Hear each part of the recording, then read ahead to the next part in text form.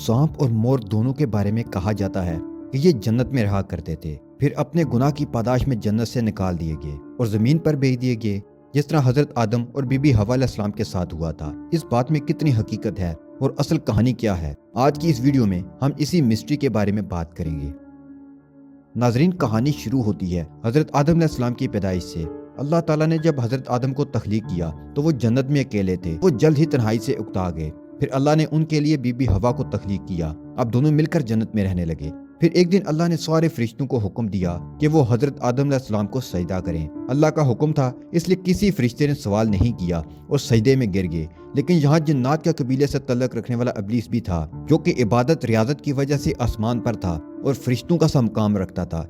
उसे भी सजदे का हुक्म था, लेकिन उसने आदम को सजदा करने से इनकार कर दिया। वो कहने लगा कि आदम मिट्टी से बना है और मैं आग से, ये आज तख्लीक किया गया है और मैं कब से बारगाह इलाही में इबादत कर रहा हूँ। इब्लीस इस हुक्मदूली और तकब्बर की वजह से मरदूद ठहरा और अल्लाह के दरबार से निकाल दिया गया। अब इब्लीस को बहुत गुस्सा आया कि इस आदम की वजह से मुझे अल्लाह के दरबार से निकाल दिया गया।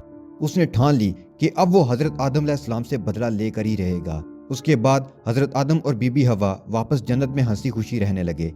यहाँ अल्लाह ताला ने इन दोनों को एक दरख्त का फल खाने से मना फरमाया था, इसलिए वो इस दरख्त के फल नहीं खाते थे। यहाँ जन्नत में मोर और सांप को आने जाने की खुली आज़ादी थी। अब इब्लीस ने सांप और मोर को भी किसी तरीके से अपने साथ मिला लिया। सांप ने मशवरा दिया कि तुम वैसे तो जन्नत में नहीं जा सकते, तुम ऐसा करो कि सांप बन जाओ, मोर तुम्हें खा लेगा, फिर जन्नत में जाकर उगल देगा। इस तरह तुम जन्नत में पहुंच जाओगे और हजरत आदम से बदला ले सकोगे। इब्लीस को मशवरा बहुत ही पसंद आया। वो सांप के रूप में आ गया और मोर ने उसे खा लिया। अब जन्नत में जाकर मोर ने उसे उगल दिया। इब्लीस अब जन्नत में दाखिल होने में कामयाब हो चुका था। इब्लीस अब अपने प्लान पर काम करने लगा। इब्लीस उन्हें कोई चोट नहीं पहुंचाने वाला था, बल्कि उसका काम तो शुरू दिन से ही वर्गलाने का है। इंसान जब उसके बहकावे में आता है तो खुद ही गुनाह कर बैठता है।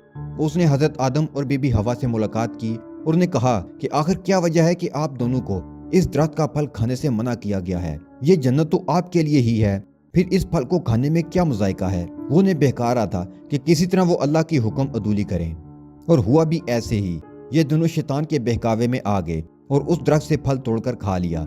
इस हुक्म अदूली की वजह से दोनों को सजा मिली और जन्नत से निकाल दिए गए। फिर जन्नत से निकालने के बाद उन्हें जमीन पर भेज दिया गया। शैतान का साथ मोर और सांप ने दिया था, इसलिए इन दोनों को भी जमीन पर भेज दिया गया। तो दोस्तों, ये वो कहानी है जो कि लोगों में मशहूर है और ये कहानी इसराइली रवायात से ली गई है, जो कि मुसलमानों में भी मकबूल है। इस कहानी में हजरत आदम का किस्सा सच्चा है। उन्हें शैतान ने ही वर्गलाया था और इस गुनाह की पादाश में वो जमीन पर भेज दिए गए। लेकिन मोर और सांप का किस्सा फर्जी और इसराइली रवायात से लिया गया है, जिस पर कुरान और हदीस से कोई सबूत नहीं मिलता। सांप और मोर उसी तरह जमीन पर आए जिस तरह अल्लाह ताला ने बाकी जानदारों को जमीन पर बनाया। तो दोस्तों, ये थी मोर और सांप की कहानी। उम्मीद करता हूँ कि आपको ये वीडियो पसंद आई होगी। वीडियो पसंद आई है तो इस वीडियो को लाइक करते हुए अपने दोस्तों के साथ शेयर कर दें और चैनल सब्सक्राइब करना मत भूलिएगा।